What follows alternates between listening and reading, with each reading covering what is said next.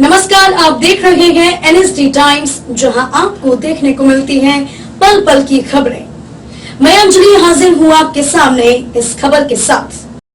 बलिया के सिकंदरपुर क्षेत्र के नवानगर में जनता इंटर कॉलेज में आजादी का 75वां वर्षगांठ के अवसर पर अमृत महोत्सव मनाया गया। वहीं जनता इंटर कॉलेज के छात्र छात्राओं ने प्रभात फेरी निकाली, जिसमें लोगों का साफ सफाई और हर घर में तिरंगे के प्रति उन्हें जागरूक किया गया।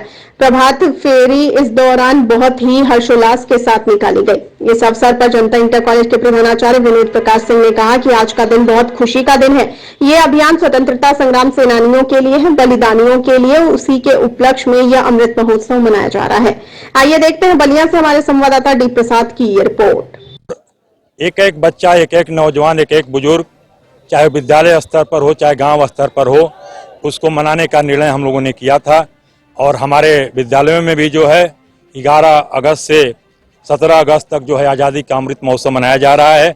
हमारे जिला विद्या निरीक्षक श्री रमेश सिंह के निर्देश पर आज हम लोगों ने जो है आज़ादी के अमृत महोत्सव पर तिरंगा कार्यक्रम का आयोजन किया और हम अपने विद्यालय से अब सारे बच्चे बच्चियों के साथ तिरंगा यात्रा को लेकर के नवानगर गांव और चाणी गांव होते हुए पूरे भ्रमण किया और तिरंगा का जो महत्व है ये अपने बच्चों को समझाने का प्रयास किया। सर, आज़ादी के अमृत महोत्सव के अंतर्गत जो अभियान चल रहा है हर घर में तिरंगा, तो इसको लेकर देशवासियों पर, युवाओं पर क्या असर पड़ने वाला है? इसका बहुत बड़ा असर पड़ेगा, क्योंकि मैं समझता हूं कि हमारे जैसे लोग, चाहे जो भी यहाँ पर आपको दिखाई दे रहे हैं, चाहे आप स्वयं मीडिया के लोग हो, सब लोग जो हैं, मैं समझता हूँ कि 1947 के बाद ही हम लोगों का जन्म हुआ है जो है। और जब घर घर तिरंगा, आज की नौजवान पीढ़ी को सबसे पहले बताने की जरूरत है तो तिरंगा का क्या महत्व है, कैसे हमको आज़ादी मिली, कौन सा संघर्ष, कौन सा बलिदान हमारे सेनानियों ने किया, उनकी स्मृति को अक्षुण्ण रखने के लिए, और तिरंगा का क्या महत्व है, इसको मनाने के लिए हम लोग आज़ादी का अमृत महोत्सव मना रहे हैं। इसमें आपको भी और सारे बच्चों को, क्षेत्र की जनता को भी, और हर घर हम लोगों ने अपील भी किया है और शासन द्वारा भी अपील की जा रही है कि कम से कम 11 अगस्त से 17 अगस्त तक जो है हर घर में तिरंगा फहराया जाए और तिरंगा के महत्व को एक एक देशवासी को महसूस कराया जाए। सर, आखिरी सवाल, जैसे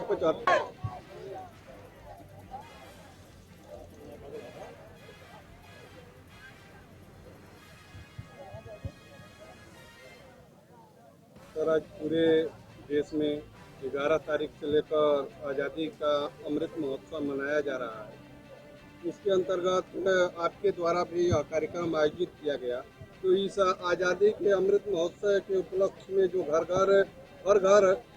घर तिरंगे की बात है, हर घर तिरंगा, तो इस अभियान के अंतर्गत आप क्या कुछ कहना चाहेंगे? यह अभियान स्वतंत्रता संग्राम सेनानियों के लिए है, बलिदानियों के लिए अमृत महोत्सव मनाया जा रहा है। और इसमें भारत सरकार द्वारा, प्रांतीय सरकार द्वारा घर घर तिरंगा का झंडा की व्यवस्था की गई है। विद्यालय परिवार के तरफ से झंडे की व्यवस्था की गई है। उसी का हम लोग तो 11 तारीख से मनाना शुरू किए हैं और आज प्रभात फेरी था। जनता इंटर कॉलेज से लेकर के नवानगर ग्राम सभा में चारों तरफ हम लोगों ने परिक्रमा किया है और 15 अगस्त को विधिवत स्वतंत्रता दिवस मनाया जाएगा। और सर, जैसे हर वर्ष आज़ादी का यह पर्व मनाया जाता है, लेकिन इस साल अलग क्या है? अलग जो व्यवस्था सरकार ने बनाई है घर घर तिरंगा, यह पहले व्यवस्था नहीं। आज मोदी सरकार ने और योगी सरकार ने घर घर तिरंगा सबको जागरूक किया गया कि आखिर स्वतंत्रता क्यों मनाई जाती, क्यों हम लोगों को आज़ादी के बारे में किसी को कुछ जानकारी नहीं थी। पहले के लोगों को थोड़े बहुत जानते थे कि हमारा देश आज़ाद हुआ है। आज के परिस्थिति में घर घर बच्चा भी जान गया है कि स्वतंत्रता दिवस क्यों मनाया जाता है। सर, आप प्रधानाचार्य हैं, इसलिए मैं कहना चाहूँगा कि जो युवा हैं देश को, उनको तिरंगे को लेकर और देश प्रेम को लेकर आप क्या कहना चाहेंगे? युवा ही वर्ग ऐसा है कि जो तिरंगे को फहराने की कुव्वत रखता है, तिरंगा का सम्मान करता है। सम्मान तो हर वर्ग के लोग करते हैं, हर वाई के लोग करते हैं, लेकिन नौजवानों में जो प्रेरणा है, जो शक्ति है, उसे हमारा देश सुरक्षित रहेगा और नौजवान पर ही हमारा देश निर्भर है। ठीक है सर, आज़ादी को लेकर आप क्या कुछ कहना चाहेंगे? आज़ादी हमको 15 अगस्त 1947 को मिली और इस साल आज़ादी का बहुत बड़ा महत्व है क्योंकि आज़ादी के हम 75वें वर्ष में प्रवेश कर रहे हैं, जिनको कि भारत सरकार ने और उत्तर प्रदेश सरकार ने आज़ादी का अमृत महोत्सव के रूप में मनाने का निर्णय लिया है। और एक एक बच्चा, एक एक नौजवान, एक एक बुजुर्ग, चाहे बालिकाएं आपके पीछे खड़ी हैं, इनका योगदान है, इसको लेकर आप क्या कुछ कहना चाहेंगे? ये बात सही है कि किसी भी राष्ट्र के विकास में जितना पुरुष का योगदान है उससे कम महिलाओं का योगदान नहीं है।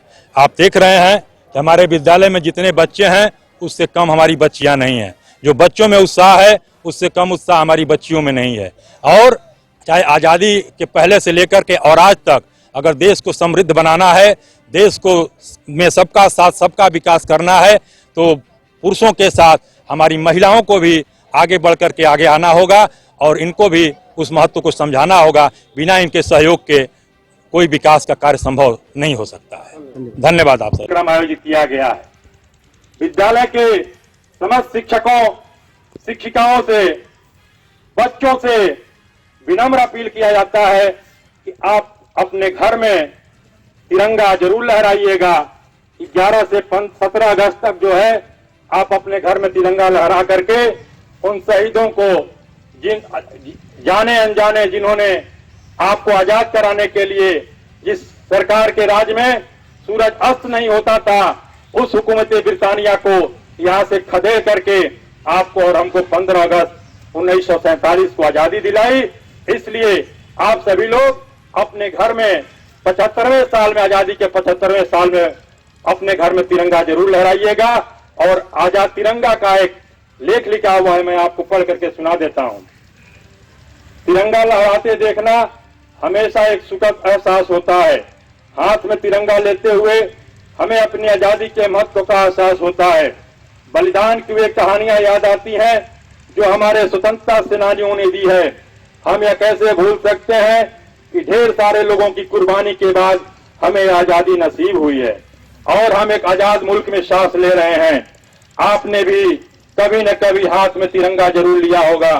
तिरंगा फहराने के साथ तिरंगे के सम्मान पर कुछ बातें जरूरी हैं।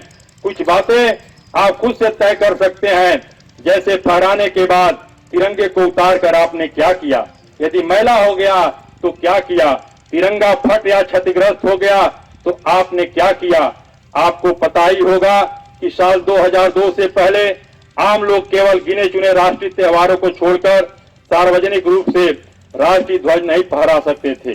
दिल्ली उच्च न्यायालय के निर्देश के बाद फ्लैग कोड ऑफ इंडिया भारतीय ध्वज संहिता में 26 जनवरी 2002 को संशोधन किया गया। इसमें आम जनता को वर्ष के सभी दिन झंडा फहराने की अनुमति दी गई और ध्वज की गरिमा सम्मान की रक्षा करने को कहा गया। भारतीय मानक ब्यूरो ने 1951 में पहली बार राष्ट्र ध्वज के लिए कुछ नियम तय किए थे। फिर 1968 में तिरंगा निर्माण के मानक तय किए गए।